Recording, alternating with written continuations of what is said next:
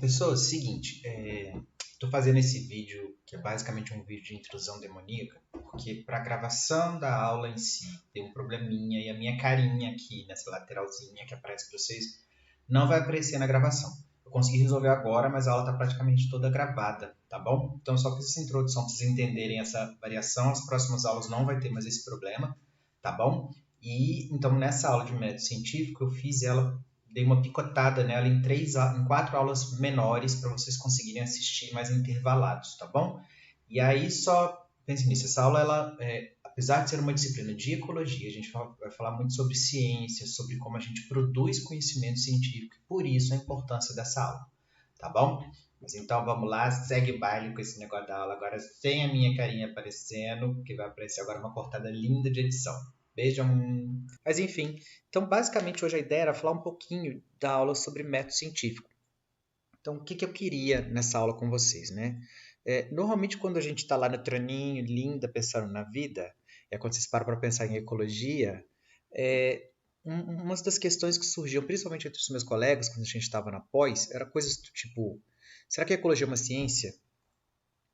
O que seria ciência quando a gente pensa, então, né, para encaixar a ecologia como ciência, a gente precisa definir primeiro o que é ciência. Para que serve esse carai? E como é que eu faço ciência?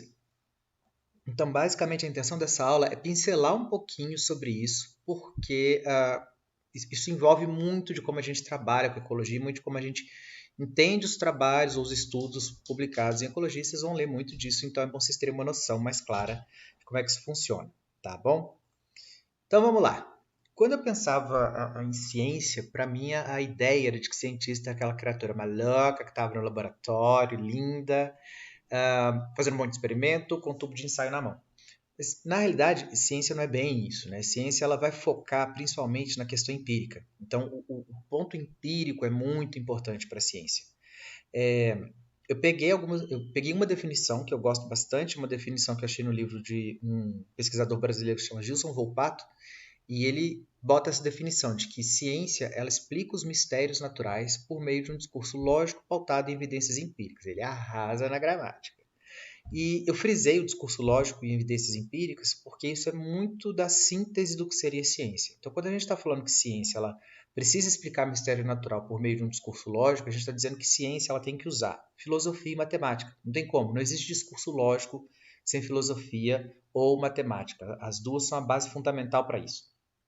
Por mais que vocês possam achar que matemática não é, mas ela é discurso lógico formalizado. E quando a gente pensa em evidências empíricas, a gente está pensando nessa coisa pequenininha aí, que é o mundo natural, tudo bem? Então, se eu pensar num cientista, alguém que vai então usar um discurso lógico para explicar fenômenos naturais, mas esse discurso ele é pautado em evidências empíricas, ele tem que ser baseado nelas. Basicamente, eu poderia dizer que o cientista é aquele cara que só acredita vendo, que lindamente mata a cobra e mostra o pau.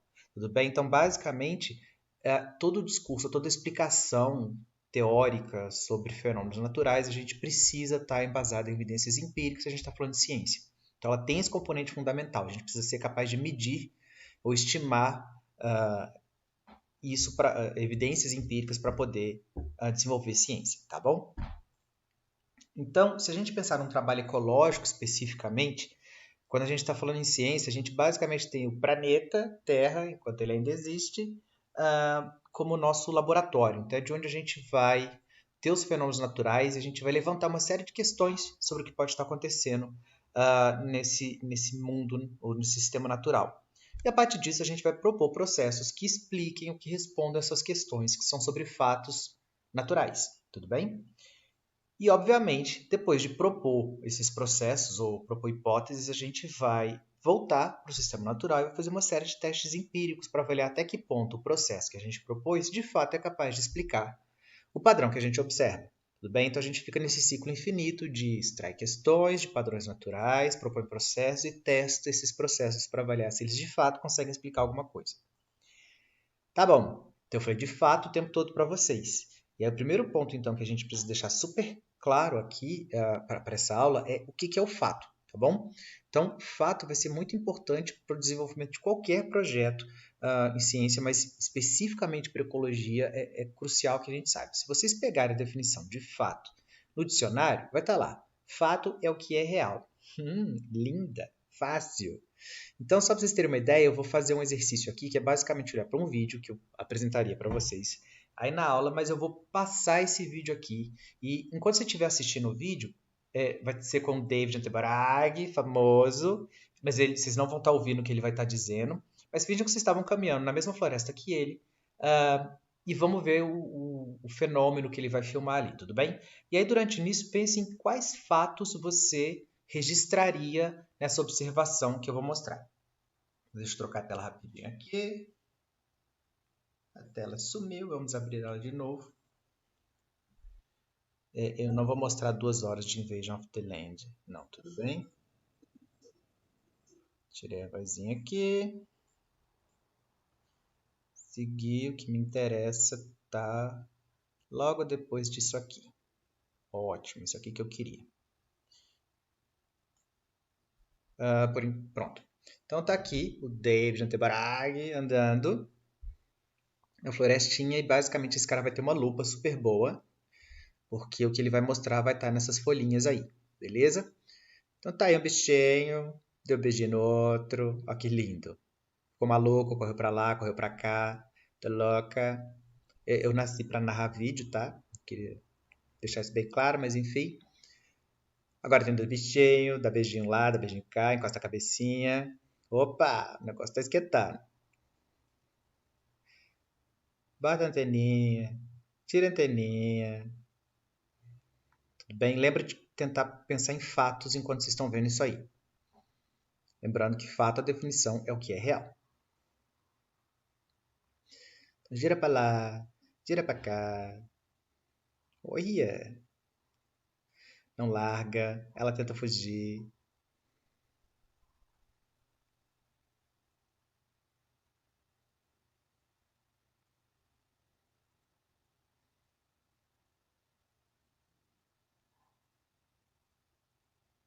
Calma, tá acabando. Opa, vira a bodeia. Parte nojenta. Delícia.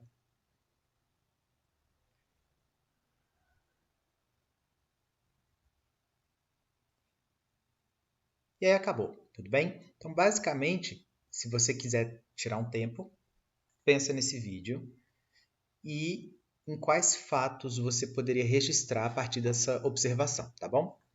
Vou voltar para a nossa linha aqui. E, bom, eu também registrei um fato, tá bom? Então, temos o vídeo e lá daquele filme eu registrei esse fato aqui. 2 indivíduos de uma espécie de colêmbala, com tamanhos diferentes, encostavam as cabeças recorrentemente e andavam para frente e para trás. Muita gente, quando vê isso, fala assim, nossa, mas você foi tão seco na descrição, porque alguns de vocês provavelmente vão pensar que vocês viram uma interação, que vocês viram um acasalamento, que vocês viram briga, ou qualquer resumo de um determinado comportamento. E é aí que vocês têm que tomar cuidado com a definição de fato. Porque se eu digo ali, por exemplo, que é uma briga, na realidade o que eu vi foi 2 indivíduos encostando. Então, não necessariamente esses indivíduos estão brigando. Ao dizer que é uma briga, eu estou interpretando um comportamento. Se eu digo que é uma interação, o termo é vago. Interação ela pode envolver interação de acasalamento, interação agonística, interação de alimentação, pai e filho, tudo bem? Se eu dissesse, por exemplo, que eram uma mãe com os filhotes, também eu estaria interpretando, porque eu sei que são 2 indivíduos de tamanhos diferentes. Então, mais ideal no início de um processo, de um projeto científico, é você tentar tirar o máximo de interpretação da descrição ou do fato inicial sobre o qual você vai fazer uma pergunta. Por que isso é importante? Porque se você já interpreta no início, imagina que eu digo ali que é uma interação entre mãe e seus filhotes. E eu vou, então a minha pergunta, necessariamente, que viria depois do fato, ela ia ser uma pergunta sobre uma interação entre mães e filhotes. Só que imagina que durante o estudo eu descubro que não é mãe e filhote. É uma fêmea e 2 machos, ou 3 machos, por exemplo, porque os machos são menores que a fêmea. Então, o trabalho já estaria fadado a um erro logo de cara por a gente interpretar algo que não é real.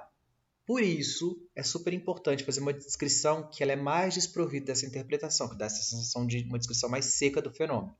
Que é isso que eu botei aí. Os 2 indivíduos, uma espécie de colêmbula. Isso ainda é uma certa interpretação quando eu digo que é um colêmbula, mas é um mínimo para a gente conseguir definir o grupo com o qual a gente está trabalhando, com tamanhos diferentes, encostavam as cabeças recorrentemente e andavam para frente e para trás. Isso é melhor do que dizer, por exemplo, que eles se empurravam ou qualquer coisa do tipo. Tudo bem?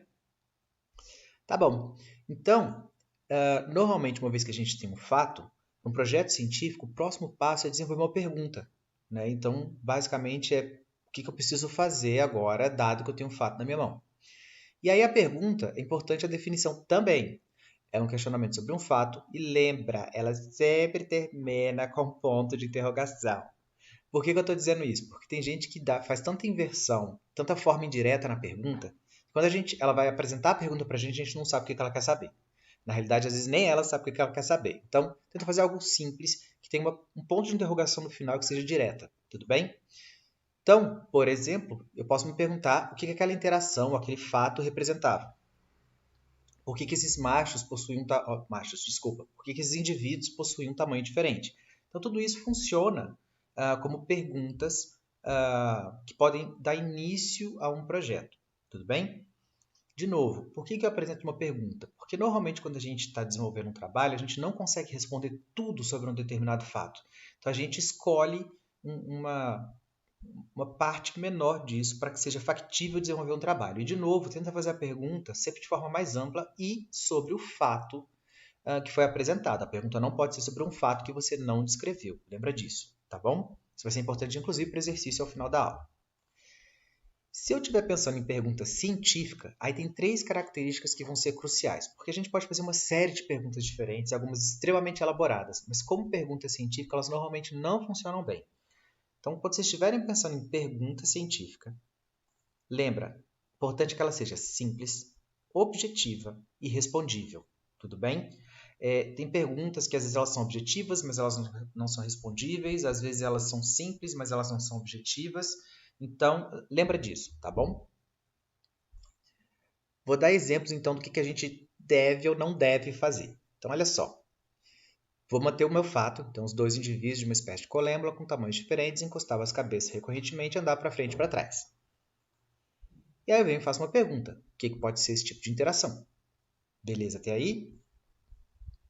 Obviamente, se eu fiz a pergunta, eu consigo pensar numa resposta. Por exemplo, pode ser um comportamento de acasalamento. Isso quer dizer que essa resposta é a correta?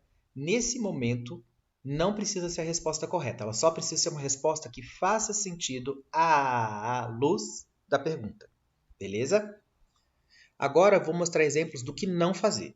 Então, mantive o mesmo fato e venho lá e pergunto uma coisa do tipo assim: será que estes indivíduos, que são extremamente pequenos, vagam acaso na folha e, ao se encontrarem, geram uma troca de elementos químicos prontamente absorvíveis pelo exoesqueleto enquanto fazem uma dança ritualizada para evitar predadores? Oh, moleque! Eu acho que vocês devem estar se perguntando a mesma coisa que eu. Quando eu olho para uma pergunta dessa, normalmente eu falo assim: tudo bem? Essa pergunta, a gente diz que ela tem prolixia e falta de foco. Uma pergunta que tem tanta coisa envolvida, tanto processo já embutido na pergunta, que a gente não consegue saber onde que a pergunta quer chegar, qual é o objetivo final dela. Então ela não é simples, tudo bem? Mais um exemplo do que não fazer. Está aqui o fato, está aqui a pergunta. Será possível identificar os genes responsáveis pelo empurrão, que é aquele ato de ir para frente e para trás, e mapear como o ambiente interage com eles para gerar variação no comportamento? A pergunta agora ela é um pouco mais simples, concordam? Ele quer saber se gene interage com o ambiente para gerar variação no comportamento. Então eu consigo entender essa pergunta. O ponto todo é: quanto de tempo ou investimento vocês acham que seria necessário para identificar os genes responsáveis por um comportamento? Então a gente teria que mapear o genoma e depois saber como é que esse gene vai interagir com o ambiente para determinar a variação comportamental. Sussa! Fácil de fazer, super barato. Basicamente é uma pergunta do eu quero dominar o mundo, tá bom? É uma pergunta que tem megalomania. Então é outro tipo de pergunta que a gente tem que tomar cuidado para não fazer, porque a gente não consegue responder em tempo hábil, tá bom? E por fim, eu acho que é por fim, mas a gente vai descobrir daqui a pouco, mantive o fato, vou lá e falo assim: olha, considerando que esse comportamento aparentemente é de acasalamento, então eles também são bons para escapar de predadores? Delícia! Acasalamento, predação, tá tudo ali. Quando eu olho para isso, a minha cara é essa, tipo, what? Tudo bem? É uma pergunta que a primeira parte não tem relação com a segunda. A gente chama isso de argumento ilógico. tá? Eu sei que eu estou mostrando exemplos um pouco exagerados, mas, gente, jurou que isso acontece. Horrores. Então, quando vocês estiverem fazendo uma pergunta, para pensar se de fato ela tem lógica, se ela está simples e se é algo que vocês conseguem responder num período de tempo relativamente curto. 1 ano, 2 anos, 4 anos para quem quiser fazer um doutorado, mas não muito mais do que isso, tá bom?